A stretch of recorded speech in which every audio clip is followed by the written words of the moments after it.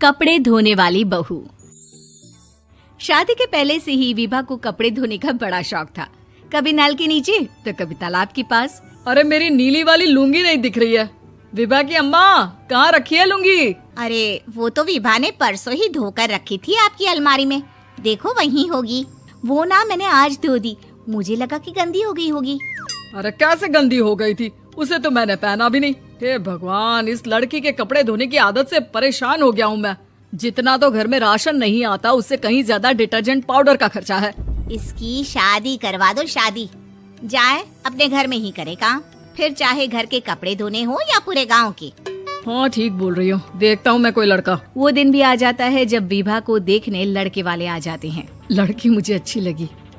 होने वाली सास कहती है, बेटी अगर कुछ पूछना है तो पूछ लो। वैसे तो हमारी लड़की बहुत ही शर्मीली है, जो बोल दो वो मान लेती है, इसे क्या पूछना होगा।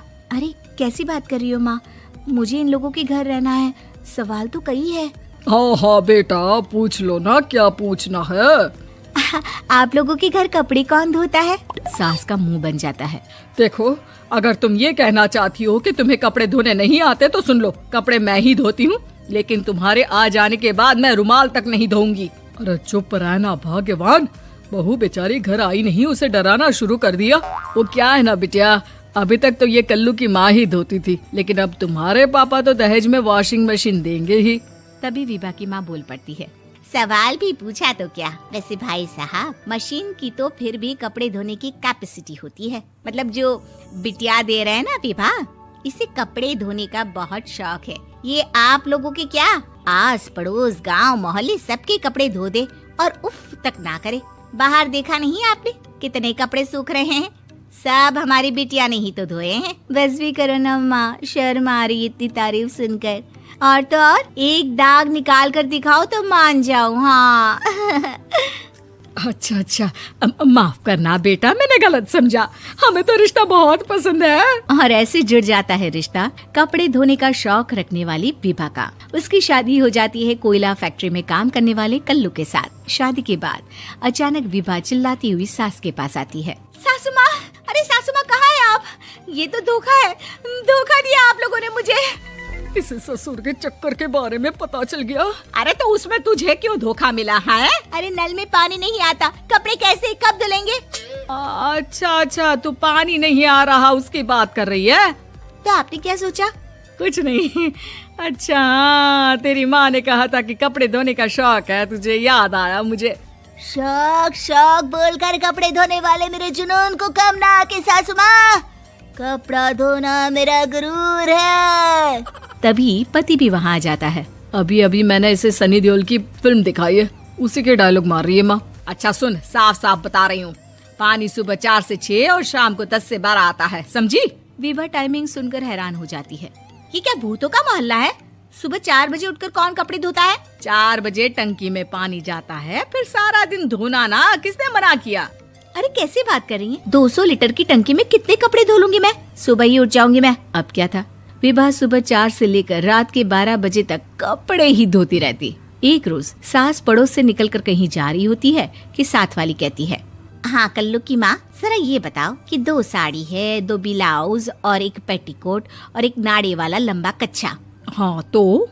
अरे तो क्या, कितना लोगी धुलाई ये बताओ। धोबन दिख रहे हैं हम क्या? हमारे पति सरकारी नौकरी से अभी रिटायर हुए हैं और बेटा सुपरवाइजर है कोयला फैक्ट्री में। धोबन समझ रखा है हमें।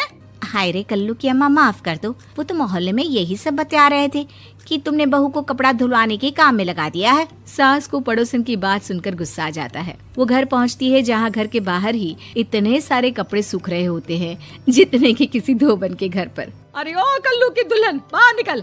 माँ जी यहीं आ जाओ, बाथरूम में चादर धो रहे हैं हम। अरे अभी हम धोते हैं, तुमको बाहर निकलो। ये आस पड़ोस वाले बोल रहे हैं कि हम बहू से कपड़े धुलवा कर उसे कपड़ा धोने वाली बना दिए हैं। अरे छोड़ो ना माँ जी, किन लोगों की बातों में आती हो? आस पास के लोगों का तो काम ही होता है कि वो किसी तरह सास बहू को लड़ा दे। बहू सारे घर के कपड़े धोती है, ये क्या कम है? बोलिए। सास को भी लग जाता है कि वो बहू का ये सनकीपन नहीं छुड़वा सकती, इससे अच्छा है कि खुद ही चुप हो जाए। एक रोज सास और बहू मंदिर जाते हैं, जहाँ सास की साड़ी वहाँ खड़ी भीख मांगने वाली से मिलती है। माँ जी क्या बात है, आपकी साड़ी उस भिखारन से कितनी मिल रही है ना? हाँ हाँ देखो तो दोनों की साड़ी मिल रही है। क्या बात है कल्लू की अम्मा, तुम खुद को तो अफसर की बीवी बताती हो और ऐसी सिंपल सी प्लेन साड़ी पहनकर घूमती हो। सिंपल और प्लेन नहीं है ये साड़ी। तो क्या सोने के धागे से फूल बने हैं? कुछ भी सासू माँ, कुछ भी। हाँ बने थे इस साड़ी में सोने के धागे से फूल। मेरे पति लेकर आए थे मद्रास से स्पेशली मेरे लिए 10,000 की। ताहे भाई साहब इस भिखारन के लिए भी सेम टू सेम साड़ी लेकर आए होंगे 10,000 की। सास उस वक्त तो कुछ नहीं कहती, लेकिन बहू के साथ घर आती है और अलमारी से एल्बम निकाल कर लाती है। ये साड़ी देख रही है, ये वही साड़ी है जिसे मैंने अभी पहना था। इस साड़ी में ये जो चमकदार फूल दिख रहे हैं ना, ये सोने के धागों से काटे गए हैं। लेकिन तू लोकल वॉशिंग मशीन ब्रश से घिस घिस कर सारे फूलों को निकाल कर साड़ी प्लेन कर दी। मुझे माफ कर दीजिए सासू माँ। और तो और, जब मैंने तुझे तेरी गलती के लिए कुछ नहीं कहा, लेकिन तूने तो सबके सामने मेरा मजाक ही बना दिया। क्यों? बहू को समझ में आ जाता है कि अब से उसका कपड़े धोना बंद।